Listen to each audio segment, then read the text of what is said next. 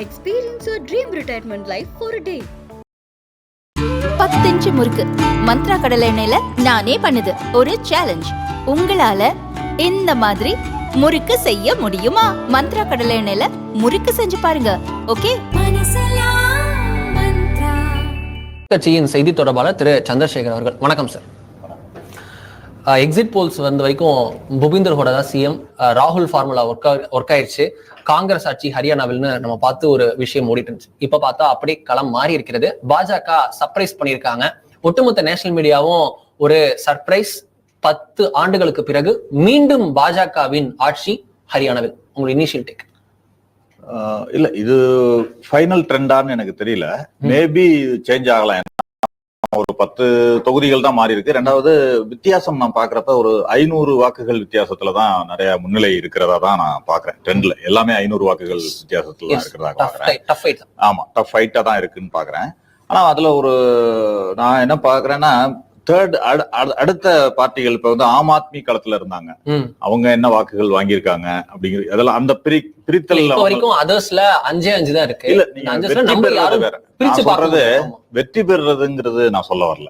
நீங்க வாக்கு வித்தியாசம் என்பதை அவன் நிர்ணயிக்கக்கூடிய சக்திகளா சில சமயங்கள்ல அந்த ஆம் ஆத்மி போன்ற சிறிய கட்சி, ஜேஜேபி கூட கடந்த முறையெல்லாம் நிறைய பிரசன்ஸ் அவங்க ஜேஜேபி வாங்கியிருந்தாங்க, 10 சீட்டு வாங்கியிருந்தாங்க, 14% ஓட்டு வாங்கியிருந்தாங்க. இந்த முறை கூட அவர்கள் என்ன ஓட்ட வாங்குறாங்கன்னு தெரியல. ஏன்னா ஜேஜேபியா இருக்கட்டும், ஆம் ஆத்மியாக இருக்கட்டும், எல்லாமே ஆன்டி பிஜேபி ஓட்டுகளை தான் வாங்கியிருப்பாங்க. ஜேஜேபியும் ஆன்டி பிஜேபி தான். பிஜேபியில இருந்து வெளியில அந்த கூட்டணியில இருந்து வெளியில அவர்களை எதிர்த்துதான் குரல் கொடுத்துட்டு இருந்தாங்க. அதே மாதிரி ஆம் ஆத்மியுமே எடுத்துக்கிட்டீங்கன்னா காங்கிரஸ் பெருசா பேச மாட்டாங்க. ஏன்னா இந்தியா கூட்டணின்ற அளவுல நேஷனல் லெவல்ல இருக்கிறதுனால அவர்களுமே பிஜேபிக்கு எதிரான வாக்குகளை தான் பிரிக்கக்கூடிய ஒரு சூழ்நிலை இருக்கு. அந்த சூழ்நிலையில அந்த 2 பேரும் வாங்கின வாக்குகள் காங்கிரஸை பாதித்திருக்கலாமோ என்ற ஒரு எண்ணம் இருக்கிறது எனக்கு தெரிந்து. ஏனென்றால் அங்க ஸ்வீப் அப்படிங்கிறது தான் முதல்ல இருந்து கடைசி ப்ரீபோல் இதா இருக்கட்டும், போஸ்ட் போல் கருத்து கணிப்பா இருக்கட்டும், 2 நம்ம ஒரு 9:30 மணி வரைக்குமே அந்த ட்ரெண்ட் தான் இருந்தது. அதனால அந்த வாக்குகள் ஏதாவது ஸ்விங் ஆயிருக்கலாம் அப்படிங்கிற ஒரு எண்ணம் இருக்கு. ஆனாலும் கரண்ட் நம்பர்ஸ் படி காங்கிரஸ் 41% வாக்கு சதவீதத்தை வைத்திருக்கிறது, பாஜக 39 இருக்கு. ஆனா சீட்ல பிஜேபி இன்க்ரீஸ் பண்ணிருக்கு. ஏன் அப்படின்னா காங்கிரஸோட ஓட்டு ஒரு இடத்துல குவிஞ்சிருக்கோ, இல்ல ஜெயிக்கிற இடத்துல மட்டும் அதிக டிஃபரன்ஸ் ஜெயிச்சுட்டு தோக்கிற இடத்துல எல்லாம் ரொம்ப கம்மியான பெர்ஃபார்மன்ஸ் இருக்கலாம். ஏன்னா அந்த இப்ப கூட அந்த ட்ரெண்ட்ல பாத்தீங்கன்னா ஜாட் பகுதிகளில் பிஜேபி நல்லா ஸ்கோர் பண்ணிருக்காங்க அப்படின்னு சொல்றாங்க. ஓபிசி வாக்குகள் எடுத்துக்கிட்டீங்கன்னா இப்ப கடைசி கட்டத்துல ஒரு தலைவர் சுவிட்ச் ஓவர் பண்ணார் பிஜேபியில இருந்து காங்கிரஸுக்கு. ஓபிசி முகமாக இருந்த தன்னர் சுவிட்ச் ஓவர் பண்ணார். ஷெட்யூல் காஸ்ட் முகம் ஓபிசி முகம் தான் அவர். ஓபிசி முகமாக இருந்தவர் தான் அவரு சுவிட்ச் ஓவர் பண்ணார். அது கூட அந்த ஓபிசி வாக்குகள் எந்த பக்கம் போயிருக்கு, ஜாட் வாக்குகள், ஏன்னா அந்தந்த ரீஜன் வைஸா பார்க்கலாம். நீங்க ரெண்டாவது ஹரியானாவை பொறுத்த வரைக்கும் அர்பன் ஏரியா, ரூரல் ஏரியான்னு 2ஆ பிரிந்தே இருக்கிறது. எல்லாமே டோட்டலாவே பிரிந்திருக்கும், 2 கலந்தே இருக்காது. அப்படிங்கிறப்ப அந்த வாக்குகள் எப்படி அர்பன் ஏரியால எப்படி ஸ்விங் ஆயிருக்கு, ரூரல் ஏரியால எப்படி வந்திருக்கு அப்படிங்கிறதையும் நம்ம பார்க்கணும்னு வச்சுக்கலாம். ஆனாலும் இன்னும் எனக்கு ஹோப் இருக்குன்னு தான் நான் நினைக்கிறேன். மேபி சேஞ்ச் ஆகலாம்னு நான் நினைக்கிறேன். காங்கிரஸ் இன்னும் பெட்டரா வந்திருக்கணும் தான் என்னுடைய எண்ணம். ஏனென்றால் அங்கு இருந்த 10 ஆண்டுகள்ல ஹரியானால பாஜக ஏமாற்றத்தை தந்தது என்பதுதான் மக்களுடைய கருத்தா இருக்கு. அங்க உள்ள கருத்தை பொறுத்த வரைக்கும் 10 ஆண்டுகள்ல அவங்க கொடுத்த வாக்குறுதிகளை நிறைவேற்றல. ரெண்டாவது அங்க உள்ள ஒரு முக்கியமான பிரச்சனைகளை அட்ரஸ் பண்ணல. முக்கியமான பிரச்சனைகள் என்று எடுத்துக்கொண்டால் அங்கு இந்த அக்னிவீர் திட்டத்தினால இளைஞர்கள் பாதிக்கப்பட்டாங்கன்ற ஒரு கருத்து இருந்துச்சு. பஞ்சாப்லயும் ஹரியானாவிலையும் அது ஒரு திட்டம் பஞ்சாப், ஹரியானா, உத்தரப்பிரதேஷ், பீகார்ல எல்லாம் அக்னிவீர் திட்டத்தினால அங்க இளைஞர்கள் பாதிக்கப்பட்டாங்கன்றது. ரெண்டாவது ஹரியானால பொறுத்த வரைக்கும் 37% வேலையின்மை அதிகரித்திருக்கிறதா புள்ளி விவரம், லேட்டஸ்ட் புள்ளி விவரம் தெரிவிக்குது. அது மட்டும் இல்லாம விவசாயிகள் போராட்டம், அந்த எம்எஸ்பி கொடுக்கல அப்படிங்கிறதெல்லாம் ரொம்ப அங்க பாதிப்பு ஏற்படுத்துறதை நம்ம பார்த்தோம். அதையும் மீறியவர்கள் வந்திருக்கிறார்கள் அல்லது பாஜக ஸ்கோர் பண்ணிருக்கு அப்படின்னு சொன்னா அதற்கான காரணங்கள் என்னங்கிறத போஸ்ட் போல்ல தான் நம்ம பார்க்க முடியும். இதுல நான் கேட்கணும்னு நினைக்கிறது, ஆம் ஆத்மியும் சரி, ஜேஜேபியும் சரி, ஐஎன்எல்டியும் சரி பிஜேபிக்கு எதிரான வாக்குகளை பிரித்திருக்கு அப்படின்னு, அதனாலதான் காங்கிரஸ் இந்த நம்பர்ஸ் குறைஞ்சிருக்கு அப்படின்னு நீங்க சொன்னீங்க அப்படின்னா அது உங்களுடைய ஸ்ட்ராட்டஜிக்கல் மிஸ்டேக் தானே பார்க்கணும். ஏன்னா மத்திய பிரதேசத்துல நம்ம பார்த்தோம், காங்கிரஸ் சமாஜ்வாதியை கூட்டணியில் வைத்திருந்தால் வேறு நிலைமை அப்படின்றது எல்லாருமே சொன்ன விஷயம். அப்படி இருக்க அத பாடத்தை கருத்துக்கொண்டுதான் டெல்லி உட்பட, ஹரியானா உட்பட லோக்சபா எலெக்ஷன்ல ஆம் ஆத்மி கூட நீங்க கூட்டணி வச்சீங்க. டெல்லியிலேயே அவங்க வந்து உங்களை சேர்த்துக்கிட்டாங்க, நீங்க அவங்க வந்து ஹிமாச்சலையும் ஹரியானாலையும் சேர்த்துக்கிட்டீங்க, குஜராத்லயே கூட ஒரு சீட்டு கொடுத்தீங்க. சோ அப்படி இருக்க அந்த பாடத்தை வந்து இந்தியா கூட்டணி உடைந்து விட்டது. நாங்க இனிமே சட்டமன்றத்தை தனித்தனியா தான் ஃபேஸ் பண்ணுவோம், லோக்சபா நான் ஒண்ணு குடிப்போம் அப்படின்னா அந்த இடத்துல திருப்பி ஒரு ஸ்ட்ராட்டஜிக்கல் பிளண்டர் காங்கிரஸ் இல்ல. ஸ்ட்ராட்டஜிக்கல் பிளண்டர்னு சொல்ல முடியாது. அப்படி பாத்தீங்கன்னா டெல்லியில வந்து இந்த ஓட்டு அதுக்கு டிரான்ஸ்பர் ஆகல, அந்த ஓட்டு காங்கிரஸ் ஓட்டு ஆம் ஆத்மிக்கு டிரான்ஸ்பர் ஆகல, இல்லன்னா ஜெயிச்சிருக்கணும்ல. எஸ், பிஜேபி திருப்பி 7 கேஸ் வந்திருக்கு. ஏன்னா டிரான்ஸ்பர் ஆகணும். ஓட் டிரான்ஸ்பர்ன்றது நீங்க வெறும் கூட்டணி இந்த 10 20 கிடையாது. கூட்டணியை பொறுத்த வரைக்கும், தேர்தலை பொறுத்த வரைக்கும் 10 20 ஆகலாம், 10 0 ஆகலாம். ஆமா கண்டிப்பா. ஆனா பட் டெல்லியில வந்து ஆம் ஆத்மி வந்து காங்கிரஸ் எதிர்த்து தான் உருவான கட்சி, அதனால அங்க ஒர்க் ஆகல. ஆனா ஹரியானால வந்து அவங்க அப்படி பாக்குறாங்களான்றது இல்ல. ஏன்னா ஹரியானால வந்து அரவிந்த் கெஜ்ரிவால் களத்தில் இல்லை. ஹரியானா வந்து அரவிந்த் கெஜ்ரிவால் சொந்த ஊர். அவர் வந்து சிறையில் அடைக்கப்பட்டிருக்கார். அவருக்கான சென்டிமெண்ட்ஸ் இருக்கும். அவருக்கான விஷயம் இருக்கும் போது ஒரு ஆஸ்பைரிங் பார்ட்டியா இங்க தமிழ்நாட்டுல பாக்குறோம் திரு ஸ்டாலின் அவர்கள் எப்படி ஒரு பொலிட்டிக்கல் மேனூவரிங் பண்றாங்க. எவ்வளவு சின்ன சின்ன கட்சி வந்தாலும் சேர்த்துக்கிறாரு. கூட்டணியிலே இல்லைனாலும் சீட்டே இல்லாம ராஜ்யசபா சீட்டோ இல்ல சம் அஷூரன்ஸ் கொடுத்து மக்கள் நீதி மையம் வரைக்கும் உள்ள சேர்த்துக்கிறார். சோ வாக்குகள் சிதறாமல் பார்த்துக் கொள்கிறார். அந்த ஸ்ட்ராட்டஜியை காங்கிரஸ் எத்தனை முறை பண்ணாலும் மத்திய பிரதேஷ்ல பட்டதுக்கு பிறகும் திருப்பி ஹரியானாவில் சொதப்படும். இல்ல, நீங்க மத்திய பிரதேசத்துல கூட நீங்க சொல்றது தவறு. டேட்டாவை நீங்க போஸ்ட் போல் நீங்க அதுக்கு பிறகு பாத்தீங்கன்னா அந்த சமாஜ்வாடி வாக்குகள் என்ன வாங்கியிருக்காங்கன்னு கேட்டா அங்க பிரசன்ஸே இல்ல. நீங்க அதை சேர்த்திருந்தாலும் வந்திருக்கிறது சிரமம் தான். ஆனா என்னன்னா உங்களுக்கு அந்த வின்னிங் காம்பினேஷன் அந்த இது வந்திருக்கும். நீங்க ஓட்டுன்றது இல்லாமல் இருந்தா கூட நீங்க சொல்றது ஒரு விதத்துல கரெக்ட். ஆனாலும் டெல்லியும் ஹரியானாவும் பெரிய டிஸ்டன்ஸ் கிடையாது, ரெண்டும் ஒரே இதுலதான் இருக்கும். அதனால அந்த டெல்லியோட பாதிப்பு இங்க இருக்கும் அப்படின்னு நினைச்சு கூட காங்கிரஸ் வந்து அதை அவாய்ட் பண்ணிருக்கலாம். அதாவது அரவிந்த் கெஜ்ரிவால் அவாய்ட் பண்றாங்க இருக்கலாம் மேபி. ஏன்னா அரவிந்த் கெஜ்ரிவால சேர்த்தா அந்த ஓட்டு நம்மளுக்கு டிரான்ஸ்பர் ஆகுமா அப்படிங்கிறது அங்க லோக்கல் இஷ்யூஸ் இருக்குல்ல உங்களுக்கு. நீங்க லோக்கல்ல எதிர்த்து 10 வருஷம் 20 வருடம் லோக்கல்ல அரசியல் பண்ண பிறகு சேர்த்து கொண்டால் அந்த ஓட்டு அப்படியே டிரான்ஸ்பர் ஆகும் அப்படிங்கிறதுக்கு எந்த உத்தரவாதமும் இல்லைல்ல. அதனால கூட அந்த முடிவை எடுத்திருக்கலாம். ஆனால் இதற்கு பிறகு அவங்களும் ஜெயிக்கல. இன்றைக்கு 5 சீட்டு 10 சீட்டு அப்படின்ற கூட்டணியில தொகுதி எண்ணிக்கை அடிப்படையில தான் அந்த பிரிவே கூட நடந்திருக்கு. இன்னைக்கு காஷ்மீர்ல கூட எடுத்துக்கிட்டீங்கன்னா, ஜம்மு காஷ்மீர்ல கூட எடுத்துக்கிட்டீங்கன்னா நேஷனல் கான்பரன்ஸும் காங்கிரஸும் அலையன்ஸ்ல இருக்காங்க. ஆனா ஒரு 7 தொகுதியில ஃப்ரெண்ட்லி ஃபைட் நடக்குது. 2 ஃப்ரெண்ட்லி ஃபைட்டும் அங்க இருக்கு. ஏன்னா இரு கட்சிகளும் நேரடியா மோது. ஏன்னா அதற்கு காரணம் என்னன்னா 2 கட்சியும் அங்க சமபலம் உள்ளதா இருக்கு. நீங்க யார் ஜெயிச்சாலும் 2 பேர்ல ஒருத்தர் தான் ஜெயிக்க முடியும்ன்ற ஒரு இது இருக்கிறதுனால பெரிய கேரளா மாதிரி தான். நீங்க கேரளா எடுத்துக்கிட்டீங்கன்னா கம்யூனிஸ்டும் காங்கிரஸும் எதிரெதிர் அணியா இருக்கு. இங்க தமிழ்நாட்டுல ஃப்ரெண்ட்லி ஃபைட் அவங்க அடிச்சுக்கிறாங்க. ஆமா இருக்கு. இந்த தமிழ்நாட்டிலேயே எடுத்துக்க, நீங்க இந்த நேஷனலே விட்டுருங்க. தமிழ்நாடு பாலக்காடு தாண்டிங்கன்னா அந்த பக்கம் கோயம்புத்தூர் தாண்டிங்கன்னா பாலக்காடு, கேரளா. இங்க நாங்க கூட்டணியில இருக்கோம். அதை கூட கிரிட்டிசைஸ் பண்ணலாம், பல பேர் கிரிட்டிசைஸ் பண்ணலாம். ஆனாலும் அந்த இடத்துல வின்னிங் காம்பினேஷன் யாருக்கு இருக்கு, இல்ல வின்னிங் பெர்ஃபார்மன்ஸ் யாரால பண்ண முடியும் அப்படிங்கறத வச்சுதான் கூட்டணியோ அல்லது தேர்தலை சந்திக்கிற யுக்தியோ எடுக்க முடியும். அந்த வகையில எடுத்திருப்பாங்க ஹரியானால. ஆனால் அதற்கு பிறகு அவர்களுடைய வாக்கு சதவீதம் என்ன, அதனால என்ன ஓட்டு எதனால பிரிந்தது அப்படிங்கறத வச்சுதான் அடுத்தது நம்ம டிசைட் பண்ண முடியும்.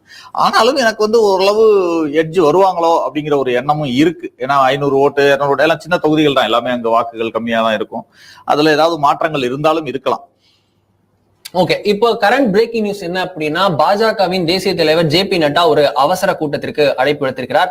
அவர்களே எதிர்பார்த்திராத ஒரு நம்பர் வந்து ஹரியானால வந்திருக்கிற நிலைமையில பாஜகவின் தேசிய பொதுச் செயலாளர்கள் அனைவரையும் வந்து வருமாறு ஒரு அவசர ஆலோசனைக்கு அழைப்பு எடுத்திருக்கிறார். ஜம்மு காஷ்மீர்ல ஒரு டைட் ரேஸ் நம்ம பாக்குறோம். அதாவது டைட் ரேஸ் எங்க அப்படின்னா, பிஜேபிக்கு 46 வரணும்ன்ற கட்டாயம் இருக்கானே தெரியாத அளவுக்கு பல அரசியல் விமர்சகர்கள் சொல்றாங்க. ஏன்னா NC காங்கிரஸும் 46 தொடலனாலே அது பிஜேபி ஆட்சி அமைப்பதற்கு ஏதோ ஒரு வகையில ஒரு முயற்சி இருக்கும். இண்டிபெண்டன்ஸ் வந்து பாஜக ஆட்சிக்கு வருவாங்க, ஆதரவு கொடுப்பாங்க, பல அமைச்சர்களை எதிர்பார்ப்பாங்க அப்படின்னு சொல்றாங்க. ஏன்னா PDPயே பிஜேபி கூட கூட்டணி வச்சதுக்கு அப்புறம் எது வேணாலும் இந்திய அரசியல நடக்கலாம் அப்படின்றது ஒரு பொதுவான ஒரு சொல்லாடலாக இருக்கிறது. சமாஜ்வாதி பகுஜன் சமாஜ் கூட்டணியை பார்த்துட்டோம், இது வரைக்கும் இந்தியாவில எல்லா கூட்டணியும் பார்த்துட்டோம்ன்றதுக்கு அப்புறம் இதுக்கப்புறம் பிஜேபி என்ன வேணா பொலிட்டிக்கல் மேனூவரிங் பண்ணலாம். காங்கிரஸும் பண்ணும்போது ஒரு மத்தியில் ஆளுங்கட்சியா இருக்கக்கூடிய பாஜகவை வந்து ஈஸியா பண்ண முடியும்னு சொல்ல இருக்கக்கூடிய நிலைமையில NC காங்கிரஸ் வந்து 48 தொகுதிகள் இருக்கிறது. ஒருவேளை அவர்கள் வந்து ஒரு 3-4 தொகுதிகள் கீழே குறைந்து அந்த 41 42 நம்பருக்கு போனாங்கன்னா, பிஜேபி ஒரு 33 35க்குன்னு வந்தாங்கன்னா, அதர்ஸ் அப்படின்ற நம்பர்ல இருக்கக்கூடிய இண்டிபெண்டன்ட் கேண்டிடேட்ஸாக இறங்கி இருக்கிறவர்கள் வந்து பிஜேபியுடன் கூட்டணி அமைப்பதற்கு அதிக வாய்ப்புகள் இருக்கிறது. சோ ஜம்மு காஷ்மீர்லயும் ஒரு tight race. Currently NC and Congress கூட்டணி வந்து லீடிங் 48 சீட்ல மெஜாரிட்டியை விட 2 சீட்டுகள் அதிகமாக பெற்று லீடிங்ல இருக்காங்க. ஹரியானால ஒரு டர்ன் அரவுண்ட் ஜாட் பாலிடிக்ஸ் என்னெல்லாம் சொன்னாலும் கடைசியில பார்த்தோம் அப்படின்னா பிஜேபி 47 சீட் அப்படின்னு கடந்த முறையை விடவே 10 வருஷம் கழிச்சு கூட கடந்த முறையை பெற்றதை விட 7 சீட் அதிகமாக பெற்று இருக்கிறது. இது வந்து ஒரு மிகப்பெரிய நம்பராக பார்க்கப்படுது. காங்கிரசுமே கூட 5 சீட்டு கடந்த முறையை விட அதிகம் பெற்றிருக்கிறது. இங்க மிகப்பெரிய சோல் லூசர் யாரு அப்படின்னு பார்த்தோம் அப்படின்னா ஜேஜேபி. துஷ்யந்த் சௌட்டாலா கடந்த முறை 10 சீட் எடுத்திருந்தாரு. இம்முறை 1 சீட்டு கூட எடுக்கல. அவர் வந்து கடந்த முறை தனித்து போட்டிட்டு INLD-ல ஒரு சௌட்டாலா, ஓம் பிரகாஷ் சௌட்டாலாவுடைய பேரன், அவர் வந்து தனித்து ஃபேக்ஷன் எடுத்து வந்திருந்தாரு. அவர் வந்து நம்பர் எடுத்ததை பார்த்தோம் போன முறை. இம்முறை வந்து அவர் தான் லூஸ் ஆயிரு, அவர் தான் வந்து தோல்வி. இம்முறை வந்து அதுல இருந்து சோல் கெய்னஸா வந்து பிஜேபியும் காங்கிரஸும் மாறி இருக்கிறது. சோ இதுதான் களம். சார், நான் உங்ககிட்ட ஒரு கேள்வி கேட்கணும்னா, தொடர்ந்து வந்து காங்கிரஸ் வந்து ஒரு ராஜீவ்காந்தியோடைய தடத்துல இருந்து மாறி கேஸ்ட் பாலிடிக்ஸ் பண்ணுதோ அப்படின்ற ஒரு விமர்சனம் தொடர்ந்து இருக்கு. அந்த விமர்சனத்துல வந்து நம்ம கேஸ்ட் சென்சஸ் கேட்கறதுல இருந்து எல்லா இடத்துலயும் பேசுறத நம்ம பார்க்கணும். திரு ராகுல் காந்தி அதை ஒரு டெம்ப்ளேட்டா வச்சிருக்காரு. எப்பவுமே வந்து காங்கிரஸ் வந்து பினான்சியல் பாலிசிஸையும் ஒரு அரசு கொள்கைகளையும் தேசிய கொள்கைகளையும் வச்சு பாலிடிக்ஸ் செய்யக்கூடிய கட்சி வந்து களத்துல வந்து பாலிடிக்ஸ் வந்து கேஷ் வச்சு பண்ணாம இருக்க முடியாது. எந்த பொலிட்டிக்கல் பார்ட்டிஸும் அதை வச்சுதான் கால்குலேஷன்ஸ் இருக்கும். பட் ஆனா ஓப்பன் ஃபாரம்ல பேசுறதுல வந்து எல்லாமே வந்து காங்கிரஸ் வந்து திரு ராஜீவ்காந்தி என்ன விஷயத்துக்காக 1990களில் பேசினாரோ அதற்கு நேர் எதிர்மாறாக திரு ராகுல் காந்தி பேசுறாரோன்ற விமர்சனம் வந்தது. அப்பேற்பட்ட கேஸ்ட் சென்சஸ் வந்து 2024 லோக்சபால எதிரொலிச்சிருச்சு. மோடியவே வீழ்த்திய மண்டல் பாலிடிக்ஸ் அப்படின்னு இந்த ஹெட்லைன்ஸ்ல போட்டு என்ன பண்ணாலும் ராகுல் காந்தியோட அந்த ஃபார்முலா ஹரியானால பேக் ஃபயர் ஆயிடுச்சோ. அங்க 47 சீட் அப்படின்னு வந்திருக்கு, காங்கிரஸ் 36ன்னு வந்திருக்கு. அப்படின்னா திருப்பி அந்த இடத்துல ஒர்க் ஆகாம போகுது. இல்ல, அதற்காக நாங்க வெற்றி தோல்வி என்பதற்காக மட்டுமே ஒரு அரசியல் கட்சியோ அல்லது அகில இந்திய அளவுல செயல்பட முடியாது. வெற்றி தேவைதான், வெற்றி தேவைதான். நான் அதை மறுக்க விரும்பல. வெற்றி என்பதற்காகத்தான் ஒவ்வொரு அரசியல் கட்சியும் செயல்பட்டு இருக்குன்றதை நான் மறுக்க விரும்பல. ஆனா ஒரு சமயம் வெற்றியாக அடக்கலாம், அடுத்த சமயம் அதே தோல்வியை அடையலாம். நீங்க பாஜக முன்னெடுத்த ராமர் கோவில் இஷ்யூ வந்து அவங்களுக்கு சக்சஸ் கொடுத்துச்சுன்னு சொன்னாங்க. ஆனா அதே ராமர் கோவில் இருந்த பைசாபாத்ல தோத்துச்சுல இந்த தடவை. பைசாபாத் தோத்தாலும் தோத்தாங்களா இல்லையா? நான் சொல்றது என்னன்னா, நீங்க அந்த இடத்துல, நான் சொல்றது நீங்க களம் என்னன்றத சொல்றேன். அது ஒரு சாம்பிளா தான் சொல்றேன். இது மாதிரி தான் நான் ஒவ்வொரு இடங்கள்லயும் 2 தொகுதி இருந்த பாஜக தான் இன்னைக்கு 200க்கு மேல சீட்டு ஜெயிச்சிருக்காங்க. சாக்கோபார்னு சொன்ன 400 பார்னு சொன்ன உங்களுக்கு கொடுக்கல, இந்த தடவை மேண்டேட் கொடுக்கல. 2 ஊன்றுகோலோட தானே இன்றைக்கு ஆட்சியை நடத்துற அளவுக்கு கொடுத்திருக்காங்க மக்கள். ஜனநாயகத்துல எது வேணாலும் நடக்கலாம். ஆனா கொள்கை என்பது நீங்க ராஜீவ் காந்தி காலத்தையும் ராகுல் காந்தி காலத்தையும் கம்பேர் பண்ண முடியாது. நீங்க அப்பொழுது இருந்த எதிர்கட்சி ஷிப்ட்ன்றதே இல்ல. எப்படின்னா, நீங்க ஆளும் கட்சி, நீங்க எந்த ஒரு எதிரி என்ன ஆயுதத்தை எடுக்கணுங்கிறத வந்து எதிரில் இருக்கிறவங்க தான் தீர்மானம் பண்ணுவாங்கன்னு சொல்லுவாங்க. இப்ப நாளைக்கு பிஜேபி வந்து பாகிஸ்தான் ஜிந்தாபாத் சொல்லுவாங்களோ இல்ல காங்கிரஸ் பாகிஸ்தான் ஜிந்தாபாத் சொல்லுவாங்கன்னா அது வந்து அப்படியே எதிர்மாறு. ஏன்னா தேசிய கட்சிகள் பார்வையே வேறு. அப்படி இருக்க இது வந்து அப்பேற்பட்ட விஷயம் இல்லைனாலும் இன்னொரு சைட் ட்ராக் எடுத்து காங்கிரஸ் வந்து ஒரு மண்டல் பாலிடிக்ஸ் செய்யக்கூடிய ஒரு ஜனதா தள் பண்ண விஷயம், ஜனதா பார்ட்டி பண்ண விஷயம், அதான் நான் சொல்ல விரும்புறேன். நீங்க ஒரு த்ரெட் எங்க இருக்கோ அதை நோக்கிதான் அந்த பாலிடிக்ஸ் நீங்க பண்ண வேண்டியிருக்கும். இன்றைக்கு மோடி அவர்கள் தலைமையிலான ஆட்சி வந்த பிறகு 10 ஆண்டுகள்ல அதற்கான த்ரெட் தேவைகள் இருக்குன்னு நினைக்கிறோம். இன்னைக்கு இந்தியாவுல அந்த மாதிரி ஒரு சமூக நீதியை பேசக்கூடிய விஷயமாக இருக்கட்டும், பொருளாதாரத்தையும் பேசுறோம், இன்னைக்கு எக்கனாமிக்கையும் பேசுறோம். இன்றைக்கு எக்கனாமிக்ல கார்பரேட்டுகளுக்கு ஆதரவா இருக்கு பாஜகன்றத பேசுறோம், தொடர்ந்து பேசுறாரு. இந்தியால இன்இக்வாலிட்டி அதிகமா இருக்குன்றத தொடர்ந்து பேசுறாரு. அதெல்லாம் தொடர்ந்து பேசிட்டு இருக்காரு. அதை எதுவும் மாற்றுக்கிறதே கிடையாது. இந்தியால இன்இக்வாலிட்டி இருக்கா இல்லையா அப்படின்னு கேட்டா இருக்கு, எப்பொழுதுமே இருக்கு. ஆனா அதிகரிச்சிருக்கிறப்பதான் நம்ம அதை எதிர்த்து பேச வேண்டிய இது இருக்கு. நீங்க ஒரு சின்ன கிராமத்தை எடுத்துக்கிட்டா கூட அங்க ஒரு பண்ணையார் இருப்பாங்க, ஒரு தொழிலாளி இருப்பான். அது இருக்கும், ஏழை பணக்காரன்ற வித்தியாசம் இருக்கும். ஆனா ஒரு ராகுல் காந்தி இருப்பாரு, ஒரு பூபேந்தர் ஹூடா இருப்பாரு. எல்லா இடத்துலயும் நீங்க கம்பேர் பண்றது வேற, நான் கம்பேர் பண்றது வேற. ஒரு மோடி இருப்பாரு, வேற நான் ஏதாவது சொல்லக்கூடாது. அதனால ஒரு மோடி இருப்பாரு, அத்வானி ஓரங்கட்ட பார்த்தா அத்வானி இருப்பாரு, அது வேற இல்ல. யதார்த்தம் தானே. அதான் சொல்றேன். நான் சொல்றது என்னன்னா, அத்வானி முன்னுக்கு வராமல் மோடி முன்னுக்கு வரலையா? அத்வானி தானே வருவார்னு எதிர்பார்த்தோம், அத்வானி வரலையே, அத்வானியை ஓரம் கட்டினாங்கல்ல. அது மாதிரி எல்லா இடங்கள்லயும் நடக்கக்கூடிய விஷயங்கள் தான் அரசியல். அது அதை நான் பேசல. நான் சொல்றது பொருளாதாரம், இந்திய மக்களுடைய வாழ்வாதாரம். இல்ல இதுல நீங்க சமூக நீதி அப்படின்னு சொல்லும் போதும் சரி, இந்த மக்களுக்கான அந்த இடஒதுக்கீடு அப்படின்னு சொல்லும் போதும் ஜம்மு காஷ்மீர்ல 75 வருஷம் கழிச்சு கடந்த ஒரு 5-6 வருஷமா தான் ரிசர்வேஷனே போயிருக்கு. 370 ரிமூவ் பண்ணதுக்கு அப்புறம் தான் ரிசர்வேஷனே போயிருக்கு. அதை இத்தனை நாள் தடுத்தது ஏன் நீங்க அதை ரிமூவ் பண்ணலன்ற விஷயம் ஒரு கேள்வி இருக்க. இப்போ உங்க கூட்டணி கட்சி வந்து மீண்டும் 370 கொண்டுருவோம்னு சொல்றாங்க. அதனால என்ன ஆகும்? ஜம்மு காஷ்மீர்ல மீண்டும் இடஒதுக்கீடு ரத்து செய்யப்படும். அதற்கான பலன்கள் பட்டியலினத்திற்கும் பழங்குடியின மக்களுக்கும் போகாது. இதை வந்து காங்கிரஸ் கூட்டணி வைத்திருக்கக்கூடிய கட்சி சொல்கிறது. காங்கிரஸ் இத்தனை நாள் வரை அதை வந்து நீக்கினதே இல்லை. அப்ப வந்து சமூக நீதி யார் பேசுறான்ற கேள்வி வரும்ல. நீங்க சமூக நீதியை ஒரு ஆங்கிள் பேசுறீங்க, நான் இன்னொரு இதுல பேசுறேன். அங்க வந்து இடஒதுக்கீடு கொடுக்க கூடாதுன்னு காங்கிரஸ் பேசுனுச்சா? அங்க இல்ல இல்ல 370க்கும் இடஒதுக்கீட்டுக்கும் சம்பந்தமே இல்ல. இன்னொன்று ஆர்டிகல் 370 ரிமூவ் பண்ண பிறகு அங்க பாலாறும் தேனாரும் ஓடும் அப்படின்னாங்க. பாலாறும் தேனாரும் ஓடுனுச்சா? நடக்கல. இல்ல, இன்றைக்கும் நீங்க கடந்த ஒரு வருஷத்துல எடுத்து பாருங்க, டேட்டாவை எடுத்து பாருங்க. 300க்கும் மேற்பட்ட ராணுவ அதிகாரிகள், ராணுவ தினந்தோறும் வாரந்தோறும் இறந்துட்டு இருக்காங்க. நீங்க இப்ப 100க்கும் மேற்பட்ட தலைவர்களை நீங்க உள்ள வச்சுட்டு நீங்க அமைதியா இருக்குன்னு சொன்னீங்க. இன்டர்நெட் எல்லாம் முடக்கிட்டு அங்க உள்ள செய்தி வெளில வராம பாத்துக்கிட்டீங்க. இது வரைக்கும் சுதந்திர இந்தியாவுல நீங்க இந்தியா சுதந்திரம் மீட்டிங் நடக்குது, ராகுல் காந்தியோட பாரத் ஜோடோ யாத்திரை நடக்குது, எல்லாம் எப்பவுமே நடந்துச்சு. அவர் எப்பவுமே போனாரு, எப்பவுமே போயிட்டு தான் இருந்தாரு அங்க. நீங்க அதை இப்ப மீடியா அதிகமா இருக்கிறதுனால அது வெளியில வருது, அவ்வளவுதான். மீடியா இருக்கிறதுனால வெளியில வருது. இல்ல 90கள்ல மோடி அவர்கள் ஏக்தா யாத்திரை நடக்கும் போது எப்பேற்பட்ட அச்சுறுத்தல் இருந்தது. அந்த அச்சுறுத்தலுக்கு மத்தியில பெரும் பாதுகாப்புக்கு மத்தியில நான் போய் கொடியேத்து வந்து மோடி அவர்கள் கொடியேற்றினதை நம்ம பார்த்தோம். சோ அப்ப அந்த செக்யூரிட்டி இம்ப்ரூவ் ஆயிருக்குன்றதை எல்லாருமே எதிர்ப்பாங்க. இல்ல செக்யூரிட்டி கொஞ்சம் கொஞ்சமா இம்ப்ரூவ் இப்ப இல்ல, கடந்த ஆட்சியில இருந்தே இம்ப்ரூவ் ஆயிட்டு தான் இருக்கு. இல்ல நீங்க சரி 99 கேக்குறீங்க. 99ல கார்கில் வார் எங்க எப்ப நடந்துச்சு? எப்ப உங்களுக்கு புல்வாமா தாக்குதல் நடந்துச்சு? எப்ப கல்வான் அட்டாக் நடந்துச்சு? இதெல்லாம் யார் ஆட்சியில் நடந்துச்சு? பார்லிமெண்ட் இது வரைக்கும் நீங்க 75 வருஷம் காங்கிரஸ் எல்லாத்துக்கும் அக்யூஸ் பண்றீங்க, காங்கிரஸ் அக்யூஸ் பண்றீங்க. 75 வருஷம் காங்கிரஸ் ஆட்சியில பார்லிமெண்ட் அட்டாக் நடந்துச்சா? பார்லிமெண்ட்டுக்குள்ள புகை கொண்டு விட்டாங்களா? நீங்க ரொம்ப சேஃபஸ்ட் பார்லிமெண்ட்னு கட்டினீங்க, புதுசா கட்டினீங்க, அங்க வந்துதான் புகை கொண்டு விட்டாங்க. சேஃபஸ்ட் பார்லிமெண்ட்ல தான். நீங்க உள்கட்டமைப்பு ஒழுகுனதெல்லாம் விட்டுருங்க, ஒழுகுனது செலவுடைஞ்சது அதெல்லாம் அடுத்து அந்த பக்கம் அதர் சைடு.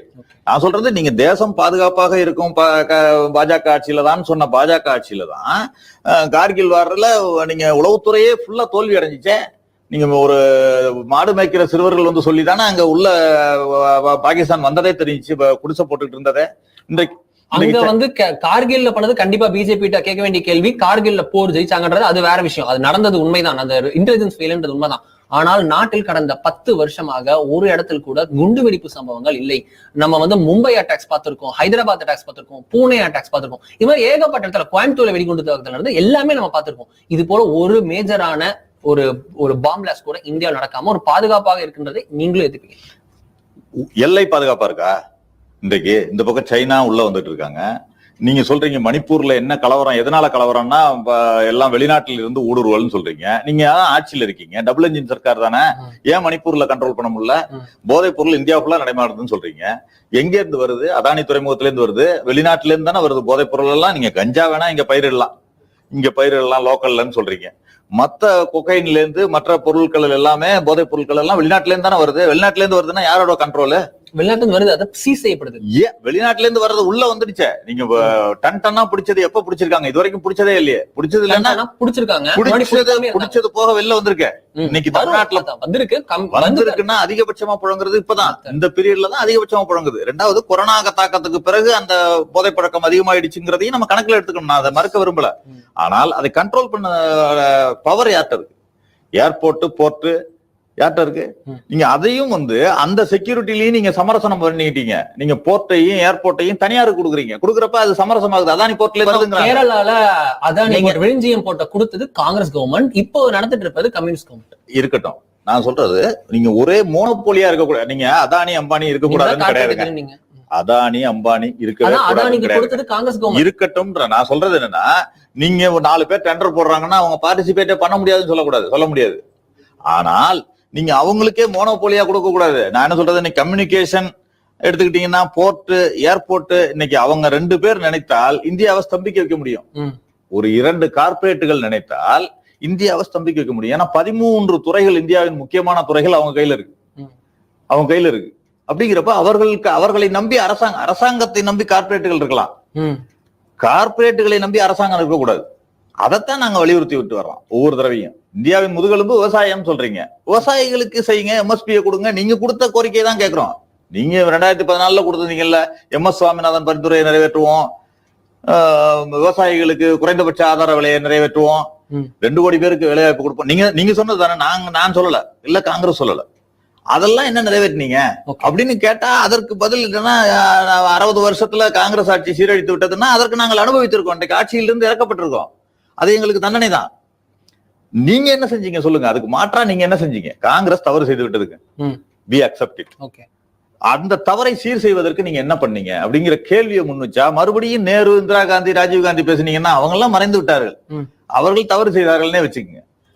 அவர்கள் தவறு செய்துதான் இந்தியாவுக்கு சுதந்திரம் வாங்கி கொடுத்து கட்டமைப்பு எல்லாம் உருவாக்கி பொதுத்துறை நிறுவனங்கள்லாம் உருவாக்கி நீங்க விற்பதற்காக பொதுத்துறை நிறுவனங்கள்லாம் உருவாக்கி வச்சுட்டு போனாங்க. அதே தப்புன்னு சொல்லிடுங்க, ரைட்டு. ஆனா இன்றைக்கு நீங்கள் என்ன பொதுத்துறை நிறுவனங்களை உருவாக்கினீங்க, நீங்க என்ன விவசாயிகளுக்கு செஞ்சீங்க, நீங்க என்ன ஏழைகளுக்கு செஞ்சீங்க, நீங்க என்ன செய்ய போறீங்க, இதை சொல்லுங்கன்னா 2047 விக்சித் பாரத்னு சொன்னீங்கன்னா நாளைக்கு உணவுக்கு என்னன்னு கேட்டா 2047 உணவு கொடுப்போம்னு சொல்ல முடியுமா நீங்க? அதைத்தான் நான் கேள்வி. ஓகே, ஒரு முக்கியமான பிரேக்கிங் நியூஸ் வந்திருக்கு. ஜம்மு காஷ்மீர்ல கூரஸ் அப்படின்ற தொகுதியில பாஜக வந்து ஒரு ரொம்ப மைனர் டிஃபரன்ஸ்ல ட்ரையல் ஆறாங்க. கூரஸ் அப்படின்ற தொகுதி காஷ்மீர் வேலிக்குள்ள இருக்கக்கூடிய தொகுதியில வெறும் 900 வாக்குகள் வித்தியாசத்துல வந்து பாஜக வந்து ட்ரையலிங்ல இருக்கு. அதாவது நேஷனல் கான்ஃபரன்ஸ் பார்ட்டி வந்து வெறும் 900 வாக்குகள் வித்தியாசத்துல 906 வாக்குகள் வித்தியாசத்துல பிஜேபியை லீட் பண்ணிருக்காங்க. நசீர் அகமது கான் அப்படின்ற நேஷனல் கான்ஃபரன்ஸ் வேட்பாளர் வந்து 906 வாக்குகள் வித்தியாசத்தில் லீடிங்ல இருக்க, பாஜகவின் ஃபக்கீர் முகமது கான் அப்படின்ற நபர் வந்து வேட்பாளர் வந்து வெறும் 906 வாக்குகள் வித்தியாசத்தில் வந்து பின்தங்கி இருக்கிறார். இது வந்து ஒருவேளை இது ஒரு டேர்ன் அரவுண்ட் நடந்தது அப்படின்னு பார்த்தோம் அப்படின்னா பிஜேபி வந்து ஒரு மிராக்கிள பண்ணலாம். காஷ்மீர் வேலியில் இருந்து முதல் முறையாக பாஜகவின் வெற்றி வேட்பாளர் அப்படின்னு ஒருத்தர் வந்து இப்படி ஒரு தலைப்புச் செய்தியை நாளைக்கு நம்ம பார்க்கலாம். இப்போ 28 சீட்டு ஜம்மு காஷ்மீர்ல பிஜேபி லீடிங்ல இருக்க, இந்த 28மே ஜம்மு ரீஜியன்ல இருக்கிறதுக்கு அதிக வாய்ப்பு இருக்கிறது. காஷ்மீர் வேலியில இது வரைக்கும் அக்கௌண்ட் ஓபன் பண்ணதே இல்ல பாஜக. கடந்த முறை கூட 2014 நடந்த தேர்தலில் கூட ஒரு பீக் மோடி வேவ்ல கூட காஷ்மீர் வேலியில 3% தான் எடுத்தாங்க. பட் இம்முறை வாக்கு சதவீதம் அதிகரித்திருப்பதாக நமக்கு தகவல்கள் வருகிறது. அதிலும் கூட இப்ப கூரஸ் அப்படின்ற தொகுதியில ஃபக்கீர் முகமது கான் அப்படின்ற பாஜகவின் வேட்பாளர் பேரு திருப்பி சொல்றேன், ரிப்பீட், ஃபக்கீர் முகமது கான் அப்படின்ற பாஜக வேட்பாளர் 906 வாக்குகள் மட்டுமே பின்தங்கி ஒரு டைட் கான்டெஸ்ட கொடுத்துட்டு இருக்கிறாரு. சோ பாஜக வந்து ஒரு சர்ப்ரைஸ் செய்யலாம். காஷ்மீர் வேலியிலிருந்து முதல் முறையாக ஒரு பாஜகவிற்கு எம்எல்ஏ வரலாம். ஒருவேளை எல்லா நம்பரும் மாறி இன்னொரு 10-20 நம்பர் எக்ஸ்ட்ரா பிஜேபிக்கு வந்ததுன்னா ஜம்மு காஷ்மீரில் முதல் முறையாக ஒரு ஹிந்து சிஎம் அப்படின்ற பிஜேபியின் விஷயம் கூட நடக்கலாம். ரொம்ப சர்ப்ரைஸ் அதிகமா இருக்கு. காலையில இருந்தே சர்ப்ரைஸ் தான் இருக்கு. ஹரியானால பிஜேபி ஒரு சர்ப்ரைஸ் பண்ணி ஒரு டேர்ன் அரவுண்ட் பண்ணி 47 சீட் அப்படின்ற நம்பருக்கு வந்திருக்காங்க. கடந்த முறையை விடவே அதிகம். இதற்கும் 2014 நம்பர் கிட்ட வந்துட்டாங்க. காங்கிரஸும் வந்து ஒரு இம்ப்ரூவ் பண்ணிருக்காங்க. டாலிய 5 சீட் இன்க்ரீஸ் பண்ணிருக்காங்க. ஐஎன்எல்டி வந்து 1 சீட் இன்க்ரீஸ் பண்ணிருக்காங்க. த பிக்கஸ்ட் லூசர் அப்படின்னு பார்த்தோம்னா ஜேஜேபி, துஷ்யந்த் சௌட்டாலாவின் ஜேஜேபி கட்சி, ஜனநாயக் ஜனதா பார்ட்டி 10 சீட்டு குறைந்திருக்கிறது. கடந்த முறை 10 வரை 10மே போச்சு, 0ல தான் இருக்காங்க. துணை முதல்வர் வரைக்கும் கடந்த முறை உயர்ந்து நின்றார். இம்முறை வந்து எதுவுமே கிடையாது. பாஜகவுடன் கூட்டணியை அவர் முறித்து கொண்டது ஒரு தவறோ அப்படின்ற கேள்வி வருது. சோ இங்க வந்து கேட்கணும்னு நினைக்கிறது உங்ககிட்ட, திருப்பி வந்து நம்ம பாக்குறது பிஜேபி ஒண்ணு நல்லா ஸ்கோர் பண்ணது, இல்ல காங்கிரஸ் ஸ்கோர் பண்ணது. அதாவது பிஜேபி அலையன்ஸ், காங்கிரஸ் அலையன்ஸ், இந்த 2 தான் ஸ்கோர் பண்ணது. ஒரு தேர்ட் பிளேயர் அப்படின்னு இந்த 2004 இருந்து 2009 வரைக்கும் இல்ல 96ல இருந்தே இருக்கக்கூடிய அந்த third player, third front, communist front, 3வது அணி அப்படின்ற அந்த குரல்கள் எழுந்து அது அப்படியே மங்கி இப்ப 2014 இந்த டைம்ல இருந்து இப்ப பாக்குறது என்னன்னா ஒரு காங்கிரஸ் வீழ்ச்சி சந்திச்சு அந்த 3வது பிளேயர் எழுந்துச்சு. இப்போ கரண்ட் ட்ரெண்ட் பிஜேபியா காங்கிரஸா, மோடி வேணுமா இல்ல மோடி வேண்டாமான்ற இடத்துக்கு வந்துட்டு ஒரு தேர்ட் பிளேயர்ன்ற அவசியம் குறைந்து விட்டதோ? ஏன்னா காங்கிரஸா பிஜேபி வந்து நிக்கிறது, அது வந்து அப்படி ஒரு தேவை இருக்குன்னு அது வந்து நீங்க அங்க வந்து தேவிலால் ஃபேமிலி நீங்க எடுத்துக்கிட்டீங்கன்னா தேவிலால், பஜன்லால் இருந்துச்சு, 2 தான் இருந்தது. அந்த பக்கம் தேவிலால் இருந்தாருன்னா அந்த பக்கம் பஜன்லால் இருப்பார். பிஜேபியே இல்ல. ஒரு 10 வருடங்களுக்கு முன்பு எடுத்துக்கிட்டீங்கன்னா பாஜக என்பது பிக்சர்லயே இல்ல. அந்த தேவிலாலுக்கு பிறகு அவர்களுடைய மகன்கள், அது 2 பிரிவா அவங்க இருக்கிறதுனால அவருடைய பேரன்கள், மகன் இருந்த வரைக்கும் கூட சரியா இருந்துச்சு. அவர் சவுதாலா இருந்தப்ப கூட சரியா இருந்தது. ஓம் பிரகாஷ் சவுதாலா இருந்தப்போ அதற்கு இருக்காரு. ஆனாலும் அதற்கு அவருடைய மகன்கள் அது பேரன் வழி வர்றப்ப அங்க கரண்ட்லி தேவிலால், பன்சிலால், பஜன்லால் 3 பேரும் அந்த லால் ஃபேமிலிஸ்ல மேஜர் ஃபேமிலி பிஜேபில தான் இருக்காங்க. ஆமா, அது ஒரு காரணம். பிஜேபி வளர்ச்சிக்கும் அதான் காரணம். பிஜேபி இந்தியா ஃபுல்லா எப்படி வளர்ந்ததுன்றீங்க? பல பார்ட்டிகளை சுவாகா பண்ணி தான் அவங்க வளர்ந்துருக்காங்க. எல்லா இடத்துலயும் மற்ற பார்ட்டிகளிலிருந்து இழுத்தவர்களை வைத்து தாங்கள் வளர்ச்சி அடைந்ததாக காட்டிக்கிட்டு இருக்காங்க. இதுதான் நடந்தது. அரவணைப்புன்னு பார்க்க கூடாது. அரவணைப்பு கிடையாது, இழுக்கிறது. நீங்க என்ன ஏக்நாத் சிண்டே வந்து அரவணைச்சிங்களா? நீங்க அது எப்படி அரவணைச்சீங்க? ஏக்நாத் சிண்டே, அஜித் பவார் எல்லாம் அரவணைச்சிங்களா? அவங்க அங்க கேஸுக்கு பயந்து இங்க வந்தாங்க. அங்க இருந்தா கேஸ் இருக்கும். கேஸ் வேணுமா, பதவி வேணுமானா பதவிதான் வேணும்னு எல்லாம் விரும்புவாங்க. அது வந்திருக்காங்க, அவ்வளவுதான். அப்படி அன்றைக்கு வளர்ச்சின்னு சொல்றீங்க. இன்னைக்கு அதே இது 4 மாநில தேர்தல் நடத்தணும், 4 மாநிலத்துக்கு சேர்த்து நடத்த வேண்டியதுதானே? ஏன் நடத்த முடியல? 4 மாநில தேர்தலே நடத்த முடியாதவங்க தானே ஒரே நாடு ஒரே தேர்தலை பத்தி பேசிட்டு இருக்கீங்க. பாஜக 4 மாநில தேர்தலை ஒரே கட்டமா நடத்த முடியல, அல்லது ஒரு பேஸ்ல நடத்த முடியல. 3 கட்டம் 4 கட்டம் நடத்துறதை விடுங்க, அது பாதுகாப்புன்னு சொல்றீங்க. அப்படின்னா 543 தொகுதிக்கு பாதுகாப்பு தேவையில்லையா அப்படிங்கிற கொஸ்டின் இருக்கு. இன்னைக்கு மகாராஷ்டிரால உங்களுக்கு பிஜேபிக்கு கூட்டணி செட் ஆகல, அங்கு பிரச்சனைகள் இருக்கிறது. அது செட் ஆகிற வரைக்கும் தேர்தல் தேதி அறிவிக்கப்படாது. ஜார்க்கண்ட்ல இப்பதான் சம்பாய் சோரனை சேர்த்திருக்காங்க, இன்னும் வேற யாராவது வருவாங்களான்னு பாக்குறாங்க. இல்ல வேற மறுபடியும் சிபு சோரனை உள்ள வைக்கலாமா அப்படின்னு பாப்பாங்க. அதுக்கு பிறகுதான் அங்க தேர்தல் அறிவிக்கப்படும். இப்படிதான் அங்க பண்ணிட்டு இருக்கீங்களே தவிர தன்னுடைய கட்சி மக்களை நோக்கி சென்று மக்கள்கிட்ட நம்பிக்கை பெற்று நீங்க 1-2 மாநிலங்களை தவிர நீங்க எடுத்துக்கங்க, உத்தரப்பிரதேசம், குஜராத் இது போன்ற 1-2 மாநிலங்களை தவிர மற்ற மாநிலங்களில் எல்லாம் எடுத்துக்கொண்டால் இன்றைக்கு மேஜரா அங்க பாஜக வளர்ச்சி என்று காட்டிக் கொண்டிருப்பது காங்கிரஸில் இருந்து இழுத்தவர்களோ அல்லது வேறு கட்சியில் இருந்து வந்தவர்களோ தான் அங்கு டாமினேட் பண்ணிட்டு இருக்காங்க, அல்லது அவர்கள் இருக்காங்க. இன்னைக்கு அசாம்ல சீஃப் மினிஸ்டரா இருக்கிறது யாரு? காங்கிரஸ்ல இருந்து சென்றவர் தான். அவரை கேஸ் போட்டு உள்ள தள்ளுவோன்னு இதே உள்துறை அமைச்சரா இருந்தவர் சொன்னாரு. நாங்கள் ஆட்சிக்கு வந்தால் அவரை ஹேமந்த் பிஸ்வா சர்மா உள்ளே இருப்பார், ஜெயிலில் இருப்பார்னாரு. ஒண்ணு ஜெயிலில் இருக்கணும், இல்ல நீங்க பாஜக இருக்கணும்.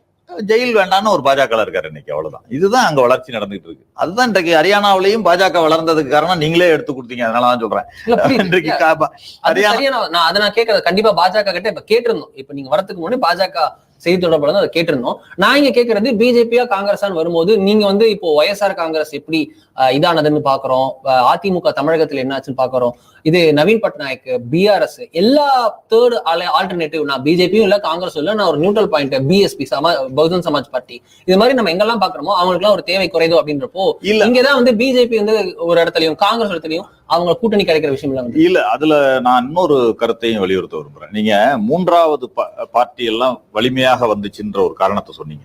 அப்ப என்னன்னா பாஜக எழுச்சி பெறாமல் இருந்தது, அந்த இடங்கள் எல்லாம் பாஜக இல்லாம இருந்தது. 1. 2வது பாஜக இன்றைக்கு அகில இந்திய அளவுல எழுச்சி பெற்று ஒரு 2வது முறை 3வது முறை ஆட்சியில் இருக்காங்க. இருக்கிறப்ப இந்த பாஜகவோட த்ரெட்டை அல்லது பாஜகவை வலிமையாக எதிர்கொள்ள வேண்டும் என்று சொன்னால் காங்கிரசின் தேவை அங்கு அதிகரிக்கும். அதைத்தான் மக்கள் விரும்புறாங்கன்னு நான் பாக்குறேன். பாஜக வீழ்த்தோம்னா காங்கிரஸ் தான் அப்படின்ற ஒரு எண்ணம் மக்கள்கிட்ட வருது. அதுதான் உண்மையும் கூட. அகில இந்திய அளவுல பாஜகவை வீழ்த்த வேண்டும் என்று சொன்னால் இப்ப மோடியா ராகுலான்னு இன்னைக்கு ஒரு புள்ளியில நிக்கிறாங்க. மக்கள் ஒரு கட்டத்துல இன்னைக்கு நீங்க என்ன சொன்னீங்க, வலிமையான பிரதமர், எதிரில ஆளே இல்ல அப்படின்னு ஒரு கட்டத்துல சொல்லிட்டு இருந்தீங்க. எதிரில மோடி அப்படின்னு சொன்னா எதிரில ஆளே இல்ல. இவரை ராகுல் காந்திய பல விதங்கள்ல கூப்பிட்டு அழைச்சாங்க, அதற்காக பல விதங்கள்ல செலவு பண்ணாங்க, அவருடைய இமேஜை டேமேஜ் பண்ணணும் அப்படிங்கிறதுக்காக கூட பல விஷயங்கள் செய்தார்கள். பப்புனாங்க, அவர் எதுக்கும் பேச தெரியாதுன்னாங்க, அந்த மாதிரி எல்லாம் சொன்னாங்க. ஆனா இன்றைக்கு ஒரு வலிமையான ஒரு எதிர்கட்சி தலைவராக நின்று அவருடைய குரலுக்கு நீங்க மரியாதை கொடுக்குற அளவுக்கு நீங்க வந்துட்டீங்க. அவர் சொல்ற ஒவ்வொன்றுக்கும் நீங்க பதில் சொல்ல வேண்டிய கட்டத்துக்கு இன்றைக்கு ஆளாயிருக்கீங்க. அப்படிங்கிறப்ப அந்த வலிமையான ஒரு எதிர்கட்சி தலைவரா இன்றைக்கு காங்கிரசும் ராகுல் காந்தியும் உயர்ந்திருக்காங்க. உயர்றப்ப அந்த 100 நம்பரை தொடல காங்கிரஸ் இருக்கட்டுங்க. அதெல்லாம் 2 சீட்டு வாங்கினாங்க. 80ஸ்ல 2 சீட் தானங்க இருந்தீங்க, பாஜக இருந்துச்சு. இன்றைக்கு 240 சொல்றீங்க இல்லங்க, 400 பார் சொன்னீங்களேங்க, என்னங்க ஆச்சு? அது ஆரம்பிச்ச கட்சி வருது. இன்னைக்கு நாளைக்கே விஜய் அவர்கள் இருக்கலாம், பிடிக்கலன்னா வளர்ச்சின்னு எது வேணா, ஆட்சியில் இருந்தவங்க வீழ்ந்துட்டு எழுந்திருக்கவே முடியல. இல்ல போன தடவை 50கள்ல இருந்தது 99 வந்திருக்கோம்ல. வரலாம். வளர்ச்சி வீழ்ச்சின்றது ஒவ்வொரு கட்சிக்கும் இயற்கை. நீங்க இலங்கையில நான் ஒண்ணும் சொல்றது இல்ல, வளர்ச்சி வீழ்ச்சி எல்லாமே இயற்கை தான். அதெல்லாம் சாதாரணமா நடக்கும்ன்ற. நீங்க இதே இலங்கையில ராஜபக்சே இருந்தாங்க, ஒரு 6 மாசம் முன்னாடி நம்ம அவருக்கு இந்த மாதிரி ஒரு வீழ்ச்சி இருக்கும் அப்படின்னு யாராவது எதிர்பார்த்திருப்பாங்களா? யாராவது எதிர்பார்த்திருப்போமா? அவர் வெளிநாட்டுக்கு தப்பி போற அளவுக்கு கூட ஒரு எதிர்ப்பு வந்ததா இல்லையாங்க?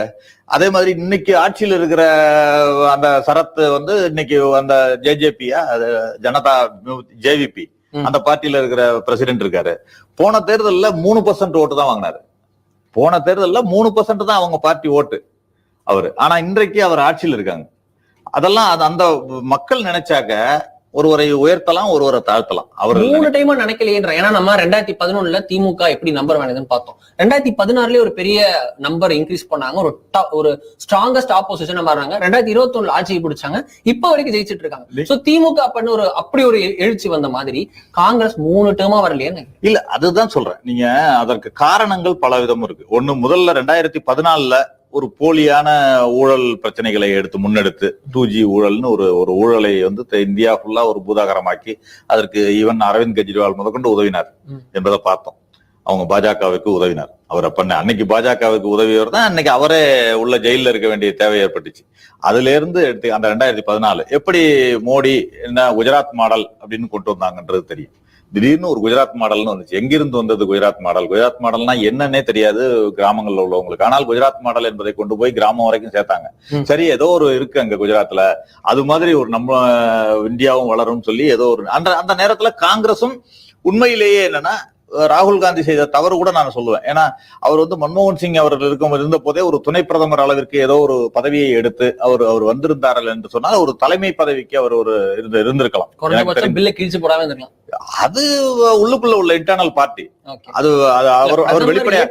அவர் வெளிப்படையாக ஏன் கிழிக்க இங்க கூட தான் எல்லாத்தையும் கிழிச்சு போடுறது கூட ஒரு பேப்பரை கிழிச்சிட்டு சட்டம்னு சொன்னா சட்டமும் கிடையாது, ஒண்ணும் கிடையாது. அத்தாரிட்டி இது பண்ணதுல பிரதமர் யாரா இருந்தாலும் நான் நியமிச்ச பிரதமர்ன்ற விஷயம் இல்ல அவருடைய உணர்வை வெளிப்படுத்தினார். இன்னைக்கும் அவர் அப்படிதான் இருக்காரு. இன்னைக்கும் அப்படின்னா தன்னுடைய மனதுல தோன்றியதை அவர் எழுதி வச்சு படிக்கிறது இல்ல. இன்றைக்கு பாத்தீங்கன்னா அவர் தன்னுடைய மனதில் தோன்றியதை மக்களுக்காக பேச வேண்டும் என்று நினைத்ததை பேசுறாரு. அங்கதான் மனதில் தோன்றியது இந்தியா ஒரு சமநிலை வரும்போது நம்ம காஸ்ட் ரிசர்வேஷன்ஸ் தூக்குவோம்னு திரு ராகுல் காந்தி சொன்னாரோன்னு பிஜேபி அக்யூஸ் பண்ணி இந்தியாவுல இடஒதுக்கீடுன்றதுக்கு கொண்டு வந்து அடிப்படை அரசியல் சட்டத்தை திருத்தினதே தமிழ்நாட்டில இருந்து போய் முதல்ல 1951 திருத்தம் பண்ணதே காங்கிரஸ் கட்சி தாங்க. நேரு தலைமையிலான ஆட்சியில தான் 20% இடஒதுக்கீடு இருக்கு. அது இருக்கட்டும். நான் சொல்றது இல்ல ரிசர்வேஷனை நீங்க ஒழிப்போன்னு அவர் சொல்லாத வார்த்தைகளை பல விஷயங்களை புடிச்சிட்டு தான் இவங்க பாஜக என்ன பண்றாங்கன்னா, அவர் என்ன சொல்றாரு, இந்தியாவுல சமநிலைன்னா எப்ப சமநிலையா இருக்கா இந்தியா? எப்பவுமே இருந்தது இல்ல. இப்ப இருக்கான்னு கேட்டா நீங்க அதான் சொல்றேன். எப்பவுமே, அதாவது மோடி அவர்களில் இருந்து எல்லோருமே என்ன சொல்றதுன்னா, நீங்க இப்ப இன்னைக்கு சாப்பாடு இருக்கா அப்படின்னு கேட்டா நேரு அவர்கள் இருந்த பொழுது சாப்பாடு இல்லை அப்படின்னு அதை ஆரம்பிப்பீங்க. அது கிடையாது. இன்றைக்கு இந்தியாவுடைய கட்டமைப்பு உருவானுச்சுன்னா இன்னைக்கு காரணம் யாருங்க? அடித்தளம் யாருங்க? நீங்க இன்னைக்கு இப்ப 2014 சுதந்திரம் வாங்கினீங்க. நீங்க வந்த பிறகு எல்லாம் உருவானுச்சு. இன்னைக்கு ராக்கெட் விடுறீங்கன்னா நீங்க ஏவுகணை தளம் உருவாக்குனீங்க. எல்லாத்தையும் உருவாக்குனது காங்கிரஸ்ங்க.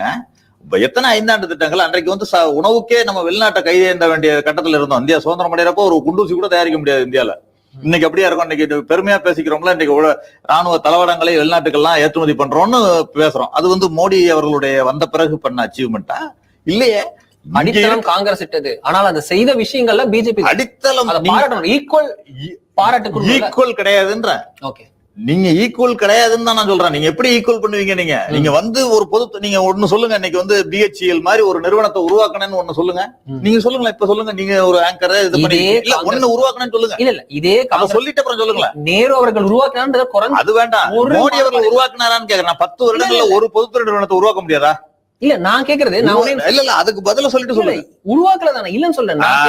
சொல்லிட்டு வாங்க. நான் கேட்பது என்னவென்றால், இந்த பாலிசி ஷிஃப்ட்ன்றது 90களில் எல்பிஜி லிக்விடைசேஷன், பிரைவேடைசேஷன், குளோபலைசேஷன் கொண்டு வந்து இந்தியாவிற்கான வழி இதுதான் வழிகாட்டி நல்ல வழிகாட்டுறது நரசிம்மராவ். அதுதான் நீங்க எல்லாவற்றும் காங்கிரஸோட வழியில் நடக்கிறோம்னு சொல்லுங்க. நீங்க ஆட்சி நடத்துறோம்னு சொல்லுங்க. ஜிஎஸ்டி காங்கிரஸ் கொண்டு வந்ததுன்னு சொல்லுவீங்க. நீட்டு காங்கிரஸ் கட்சி கொண்டு முன்னெடுத்ததுன்னு சொல்லுவீங்க. குளோபலைசேஷன் எல்லாமே காங்கிரஸ் கொண்டு வந்ததுன்னு சொல்றீங்க. அப்படின்னா காங்கிரஸ் வழியில் ஆட்சி நடத்துறோம்னு சொல்லுங்களேன்.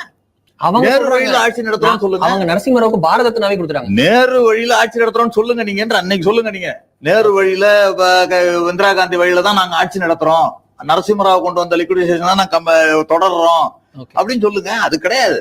நீங்க அவங்க அந்த பாலிசி எடுத்தாங்க. ஆனா என்ன முழுமையா வைக்க சொல்லல. நீங்க இன்றைக்கு நீங்க என்ன செய்றீங்க?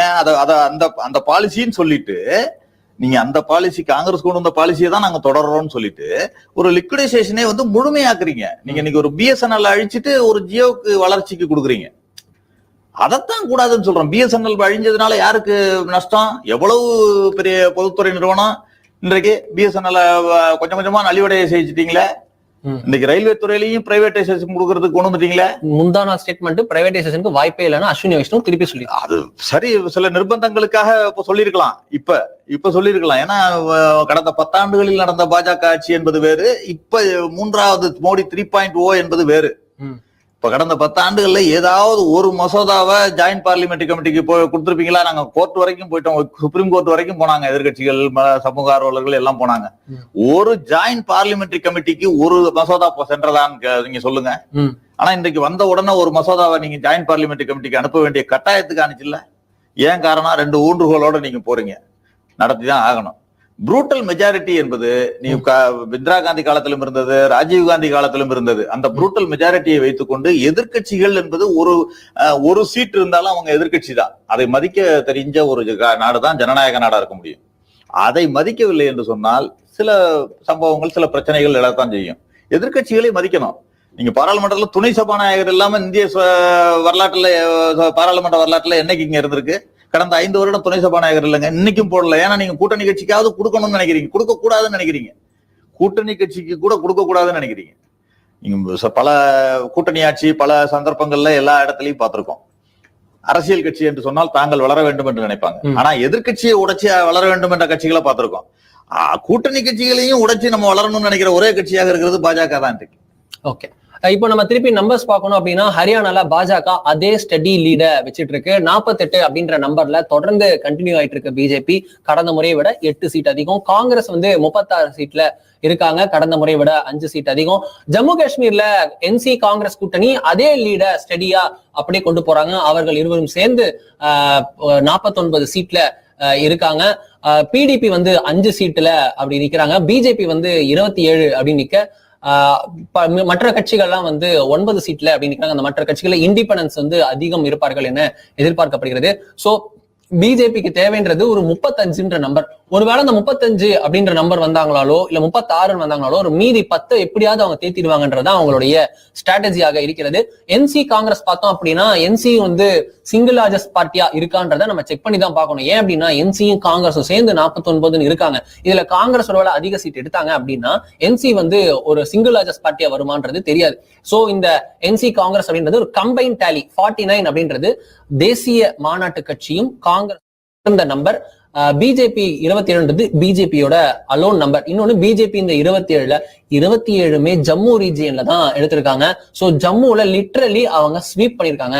இந்த 27 நம்பரை இன்னும் கொஞ்சம் பண்ணா ஜம்முல மொத்தம் 46 சீட் இருக்கு. 46ல 27 சீட்டு பார்த்தோம் அப்படின்னா ஹிந்து டாமினேட்டட் ஜம்மு ரீஜியன்ஸ். மீதி சீட் எல்லாம் பார்த்தோம் அப்படின்னா முஸ்லிம் பாப்புலேஷன் அதிகமா இருக்கக்கூடிய ஜம்மு ரீஜன். சோ அப்படி இருக்க ஹிந்துஸோட ஒட்டுமொத்த வாக்குகளையும் அங்க ஜம்மு காஷ்மீர அதிகம் பாதிக்கப்பட்ட பண்டிட்ஸ் எல்லாம் இருக்கக்கூடிய குர்ஜார் கம்யூனிட்டி, பஹாரிஸ் இருக்கக்கூடிய அதிகம் இருக்கக்கூடிய அந்த ஜம்மு ரீஜன்ல அதிக அளவுல சீட்டை பாஜக எடுத்திருக்கிறது அப்படின்றதுதான் இருக்கு. சோ 370 ரிமூவல், எஸ்டி ரிசர்வேஷன் அங்க கொண்டு வந்தது, அங்க ஓபிசி எல்லாமே ரிசர்வேஷன் ஒரு 5 ஆண்டுகளா 6 ஆண்டுகளா இருக்கிறதுனால அதனால் பலனடைந்த பல சமூகங்கள் முஸ்லிம் கம்யூனிட்டிலுமே கூட ரிசர்வேஷன்ஸ் இருக்கு. சோ அவர்களுமே கூட பலனடைஞ்சு பாஜகவிற்கு வாக்களித்திருக்கிறார்கள் அப்படின்றதுதான் கல யதார்த்தம்.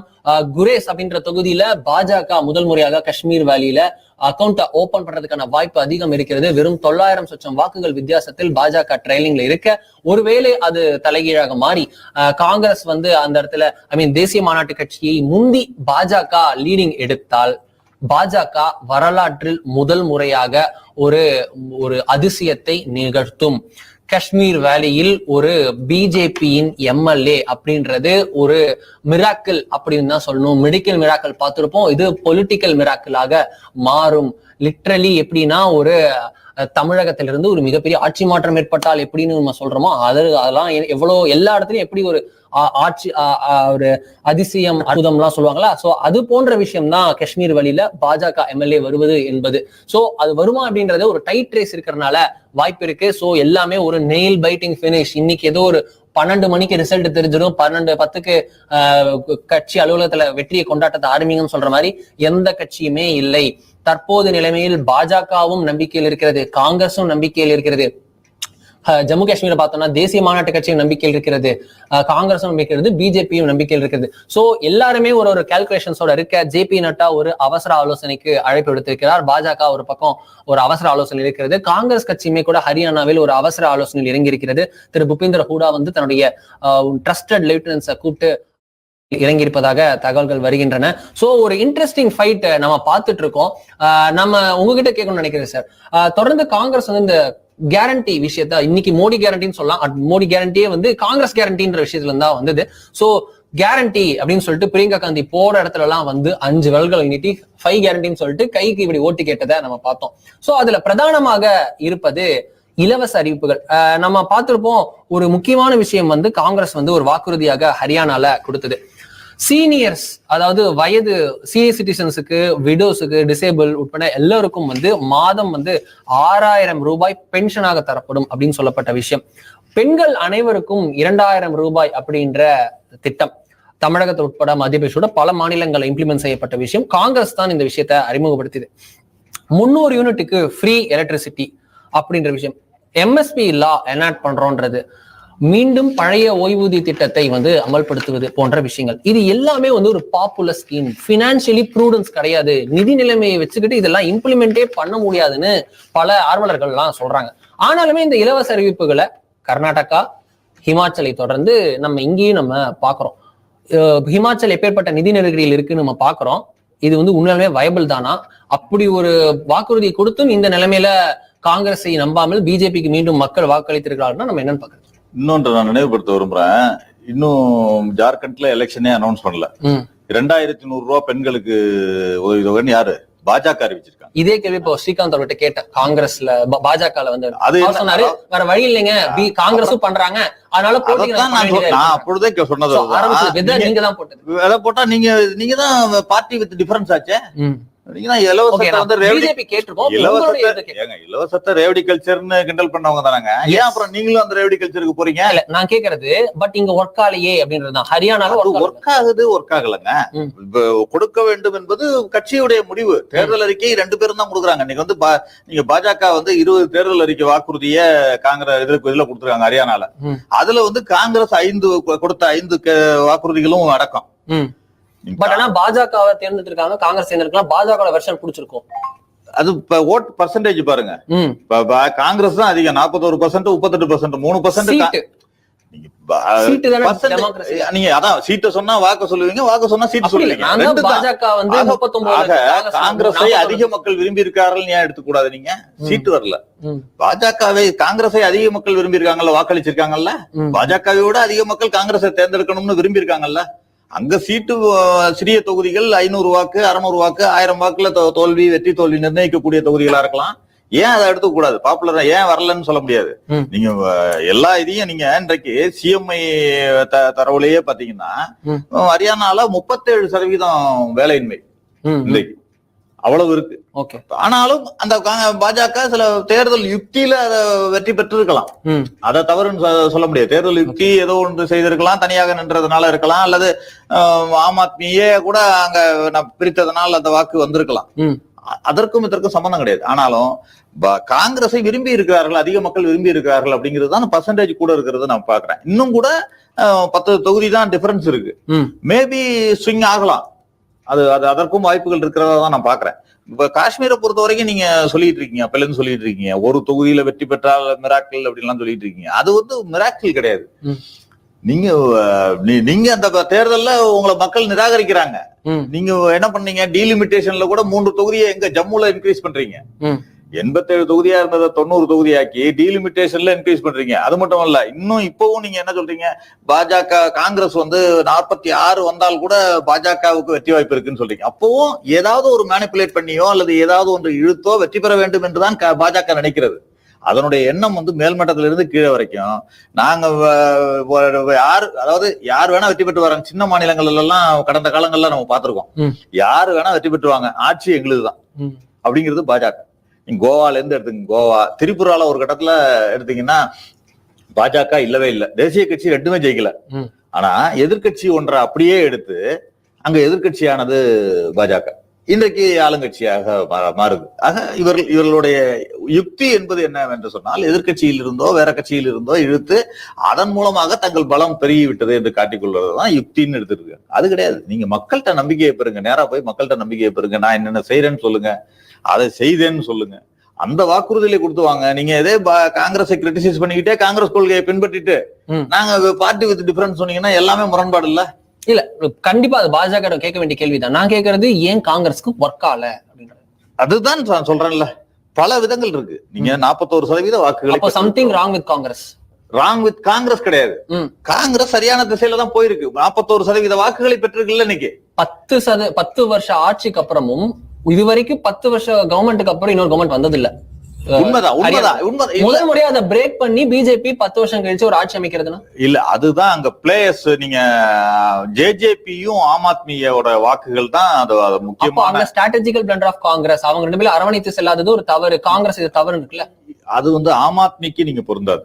ஏன்னா டெல்லியுடைய பாடம் இருக்கிறது, படிப்பினை இருக்கிறது. அங்கு 2 பேருக்கும் ஓட்டு ஒவ்வொருத்தருக்கும் டிரான்ஸ்பர் ஆகல. நீங்க டெல்லியில கூட்டணி வைத்த பிறகும், காங்கிரசுக்கும் ஆம் ஆத்மியும் கூட்டணி வைத்த பிறகும் இவர்கள் ஓட்டு அவர்களுக்கு, அவர்கள் ஓட்டு இவர்களுக்கு என்று டிரான்ஸ்பர் ஆகல சரியா. அந்த பாடத்தினால ஹரியானால அவர்கள் செய்திருக்கலாம். ஏன்னா அதிக தொகுதிகளை அவர்களுக்கு விட்டுக் கொடுத்து அதன் மூலமாக இருவருமே தோல்வி முகத்தை அடைவதை விட கௌரவமான தோல்வி என்று கூட எடுத்துக்கலாம். அது தோல்வி அடைந்தால் கூட இன்றைக்கு ஒரு கௌரவமான தோல்வி என்று எடுத்துக்கலாம். நீங்க பலமான ஒரு எதிர்கட்சியாக இன்றைக்கு 36 தொகுதிகளை வெற்றி பெற்று பலமான எதிர்கட்சியாக வந்திருக்கு. என்றைக்குமே 5 தொகுதி 4 தொகுதின்னு பின்னடைவுல போனதில்லை. காங்கிரசும் போல இவ்வளவு தொகுதிகளை முன்னெடுத்து தான் சென்றிருக்கு. அதை பொறுத்த வரைக்கும் கௌரவமான தோல்வி என்று கூட எடுத்துக்கொள்ளலாம். ஆனா வெற்றிகரமான தோல்வின்ற மாதிரி கௌரவகரமான இல்ல, உண்மையிலேயே நல்ல பெர்ஃபார்ம் பண்ணிருக்காங்க. காங்கிரஸ் நல்ல பெர்ஃபார்ம், கடந்த முறையை விட 5 சீட் அதிகம், 5 சீட்டும் அதிகம், ஓட்டும் அதிகம். நீங்க அதைத்தான் சொல்றேன், நான் பெர்ஃபார்மன்ஸ்ன்றதை அதைத்தான் சொல்றேன். நீங்க அதே மாதிரி இன்றைக்கு ப்ரீபோல் அலையன்ஸ் ஜம்மு காஷ்மீர்ல நீண்ட நாளைக்கு அப்புறம் 90s அப்புறம் இப்பதான் ப்ரீபோல் அலையன்ஸ் ஜம்மு காஷ்மீர்ல. அதற்கு முன்பு என்னன்னா எல்லாம் தனித்தனியா தான் நினைப்பாங்க, தனித்தனியா நின்று அப்புறம் போஸ்ட்போல் அலையன்ஸ் வைப்பாங்க. இன்றைக்கு ப்ரீபோல் அலையன்ஸ்லயே நேஷனல் கான்பரன்ஸும் காங்கிரஸும் வந்ததுன்றதே ஒரு நல்ல ஒரு தேர்தல் யுக்தி அப்படின்னு தான் நான் சொல்லுவேன். அதை பொறுத்த வரைக்கும் ஒரு சிறப்பான ஒரு வெற்றியை ஜம்மு காஷ்மீர்ல கண்டிப்பா காங்கிரஸ் நேஷனல் கான்பரன்ஸ் அலையன்ஸ் தான் வரும்ன்றதுதான் என்னுடைய நம்பிக்கை. அதை மீறி வர்றதுக்கு இன்னொரு 5 சீட் வேற நீங்க வச்சிருக்கீங்க. அதாவது தேர்தல ஆளுநர் ஒரு 5 எம்எல்ஏ வச்சிருக்காரு. அதனால அதையும் பயன்படுத்த முயற்சிக்கும். சின்ன கிளாரிட்டி இல்லாம இருக்கு, அவர்களுக்கு ஓட்டிங் ரைட்ஸ் இருக்கான்றது. ஏற்கனவே நீங்க பாண்டிச்சேரி எடுத்துக்கிட்டீங்கன்னா 2 நியமன எம்எல்ஏ வச்சுதான் அங்க பாஜகவே வந்துச்சு. அவங்களுக்கு ஓட்டிங் ரைட்ஸ் உண்டுன்னு ஹைகோர்ட் வரைக்கும் போய் அவங்க ஜட்ஜ்மெண்ட் வாங்கிட்டு வந்தாங்க. ஆக அது ஒரு ஜனநாயகத்துல ஒரு சரியான நடைமுறையா நான் பார்க்கல. எந்த கட்சி வேணா ஆட்சியில் இருக்கட்டும், நியமன எம்பி நியமன எம்எல்ஏக்களுக்கு வாக்குரிமை என்பது ஜனநாயகத்துக்கு எதிரானதான் நான் பாக்குறேன். அது கட்சி என்ன முடிவு எடுத்தாலும் சரி, காங்கிரஸ் கட்சியே நியமித்து அதுக்கு வாக்குரிமை உண்டு சொன்னாலும் என்னை பொறுத்தவரை அது ஒரு ஜனநாயகத்துக்கு எதிரானதுன்னு சொல்லி நினைக்கிறேன். நீங்க ராஜ்யசபா எம்பி கூட எம்எல்ஏக்கள் மூலமாக தேர்ந்தெடுத்து வர்றாங்க, அவங்களுக்கு வாக்குரிமை என்பது வேறு. ஆனா எந்த விதமான ஒரு இதுலயும் மக்களை சந்திக்காத ஒருவருக்கு நியமனம் என்று வருபவருக்கு நியமித்து ஒரு 10 லட்சம் 20 லட்சம் ஓட்டு மக்களை சந்தித்து வருபவருக்கும் ஒரே அளவிலான அளவுகோல் என்று சொல்வது கண்டிப்பாக ஏற்றுக்கொள்ள முடியாதது, ஜனநாயகத்துக்கு எதிரானதுன்னு தான் நான் பாக்குறேன். அதை எந்த அளவிற்கு பாஜக இங்கும் உபயோகப்படுத்த போகிறது என்பதும் இருக்கு. அவங்களோட வெற்றியில அதுவும் அடங்கியிருக்கு. அந்த 5 எம்எல்ஏக்களையும் சேர்த்துதான் நீங்க சொல்லுவீங்கன்னு நான் நினைக்கிறேன். ஏன்னா 46 வந்தா அவங்க ஜெயிச்சிருவாங்க, 35 சொல்றேன் உடனே அடிச்சு வந்துருவாங்க. அந்த அதர்ஸ் 9 பேர் இருக்காங்க, இந்நேரம் எவ்வளவு பேரை ரீச் பண்ணிருக்காங்களோ தெரியல. அப்படிலாம் இருக்கு, இதெல்லாம் இருக்கு. ஜனநாயகத்துக்கு எதிரான நடைமுறை தான் அதெல்லாம். நீங்க அவர்கள் அந்த கவர்னர் விஷயம் தார்மீக அடிப்படையில் தவறானதுன்னு ஒத்துக்கலாம். பட் அந்த 9 பேர் பாஜகவுடன் கூட்டணி வைப்பது அது தவறாகுமா அப்படின்றது ஒரு விஷயம் இருக்கு. சரி, ஓகே. ஒரு முக்கியமான பிரேக்கிங் நியூஸ். ஜம்மு காஷ்மீர்ல ரொம்ப முக்கியமான இடம் அப்படின்னு சொல்லப்படுவது ஷோபியான் அப்படின்ற இடம். ரொம்ப பிரபலமான இடம், ரொம்ப பெயர் போன இடம். டெரரிசம்ல இருந்து பல வகையில மீண்ட விஷயத்துல ஷோபியானும் முக்கியமான இடம். ஏகப்பட்ட terrorist operation, anti terrorist operation ஷோபியான்ல தான் நடக்கும். அந்த ஷோபியான் 98% இஸ்லாமியர்களின் மக்கள் தொகையை கொண்ட ஷோபியான்ல பாஜக பாக்குறோம் ரொம்ப ஜஸ்ட் மிஸ்ல போயிட்டு இருக்கு. ரொம்ப பக்கத்துல நெருங்கி வந்துட்டு இருக்காங்க. 5வது ரவுண்ட் அடிப்படையில வெறும் 1000 வாக்குகள் வித்தியாசத்துல ட்ரெயிலிங் இருக்காங்க. 4வது ரவுண்டு கணக்குல படி பார்த்தோம்னா வெறும் 500 வாக்குகள் ட்ரெயிலிங்ல இருந்தாங்க. சோ 2 இண்டிபெண்டன்ஸ் அங்க லீடிங்ல மாத்தி வந்துட்டு இருக்காங்க. ராஜா அப்துல் வஹீத் அப்படின்ற ஒரு இண்டிபெண்டன்ட் கேண்டிடேட் 6696 வாக்குகள் வித்தியாசத்தில் 6000 வாக்குகள் பெற்று ஒரு 1365 வாக்குகள் வித்தியாசத்துல லீடிங்ல இருக்காரு. நம்பர் 2ல இன்னொரு இண்டிபெண்டன்டான ஷபீர் அகமது குலே அப்படின்றவரு லீடிங்ல இருக்காரு. 3வது இடத்துல திரு பாஜகவின் வேட்பாளர் ஜாவித் அகமது காதாரி அப்படின்றவர் 1900 வாக்குகள் வித்தியாசத்துலதான் பின்னடைவுல இருக்காரு. சோ அவருமே கூட அங்க ஒரு டைட் கான்டெஸ்ட் போயிட்டு இருக்கு. 2 இண்டிபெண்டன்ட் 1 and 2 பொசிஷன்ல இருக்க. 3rd பிளேஸ்ல பிஜேபி இருக்கு. லிட்டரலி சொல்லணும் அப்படின்னா ஜம்மு காஷ்மீர் நேஷனல் கான்ஃபரன்ஸ் பார்ட்டிய பின்னுக்கு தள்ளி பாஜக ஷோபியான் 98% இஸ்லாமிய மக்கள் தொகையை கொண்ட, அதாவது அந்த ஒட்டுமொத்த பாப்புலேஷன் 98% பார்த்தோம்னா முஸ்லிம் பாப்புலேஷன். அங்க பிஜேபி 3வது பிளேஸ்ல அங்க பிரதான கட்சியான நேஷனல் கான்ஃபரன்ஸ் பார்ட்டிய பின்னுக்கு தள்ளி முந்தி அடித்து 3வது இடத்துல இருக்கு. மேபி இன்னும் 2 ரவுண்டு போய் கொஞ்சம் முன்னாடி கூட வரது கூட வாய்ப்பு இருக்கு. இது ஒரு புறம் இருக்க, பாகிஸ்தான் ஆதரவு நிலைப்பாடுல பல விஷயங்கள்ல ஜம்மு காஷ்மீர் நேஷனல் கான்ஃபரன்ஸை விட அதிகமா எடுத்த பிடிபி கட்சி, அவர்களுடைய அங்க மெஹபூபா முஃப்தி அவர்களுடைய மகள் தோல்வியை ஏற்றுக்கொண்டிருக்கிறார். I accept the verdict of people அப்படின்னு அவங்க தனது தோல்வியை ஏற்றுக்கொண்டிருக்கிறார். இதுதான் நமக்கு இருக்கக்கூடிய விஷயம். ஹரியானால பிஜேபி தொடர்ந்து கான்ஸ்டன்டான நம்பர்ஸை எடுத்துட்டு வராங்க. சார், ஃபைனல் கொஸ்டின் உங்ககிட்ட கேட்கணும்னு நினைக்கிறது, நம்ம ஜம்மு காஷ்மீர் இது பார்த்துட்டோம். அடுத்து மகாராஷ்டிரா, ஜார்க்கண்ட் இருக்கிறது. ஒண்ணுல நீங்க எதிர்கட்சி, இன்னொன்னுல நீங்க ஆளும் கூட்டணி ஆட்சி. சோ அப்படி இருக்க இதுல எப்படி இருக்கும் கால்குலேஷன்ஸ்? பிஜேபி ஒரு ரிசர்ஜன்ஸ பாக்குறோம், மீண்டும் எழுந்திருக்கிறது. பாஜக ஒரு சொல்றாங்க. மகாராஷ்டிரா உங்களுக்கான களமா இருக்குமா? கண்டிப்பாக இருக்கும். ஏன்னா மகாராஷ்டிராவை பொறுத்த வரைக்கும் இந்த 2 மாநிலத்தோட தேர்தல் அறிவிக்காததுக்கு காரணமே பாஜக இன்னும் அங்கு அதற்கான தளம் அமையவில்லை, களம் அமையவில்லைங்கிறதுக்காகத்தான் அந்த இன்னும் தேர்தல் தேதி அறிவிக்கவில்லைங்கிறத நான் பாக்குறேன். ஏன்னா இந்த பக்கம் உத்தவ் தாக்கரே சிவசேனாவும்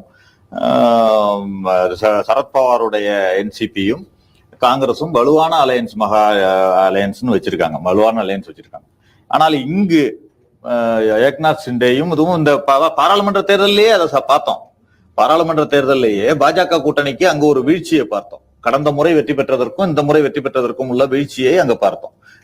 அதே மாதிரி சிவசேனாவும் நின்று ஏக்நாத் சிண்டே தலைமையிலான சிவசேனா வீழ்ச்சி அடைந்தது. இவர் தான் உத்தவ் தாக்கரே தலைமையிலான சிவசேனா தான் வெற்றி பெற்றது. புது சிம்பிள் நின்னா கூட அவங்க வெற்றி பெற்றாங்க. சிம்பிளை பிடுங்கினாங்க, பல பிரச்சனைகள் தரப்பட்டது. ஆனாலும் அந்த கட்சி தான் நாங்கள் தான் உண்மையான சிவசேனா என்பது அளவிற்கு உத்தவ் தாக்கரே ப்ரூவ் பண்ணிருக்காங்க.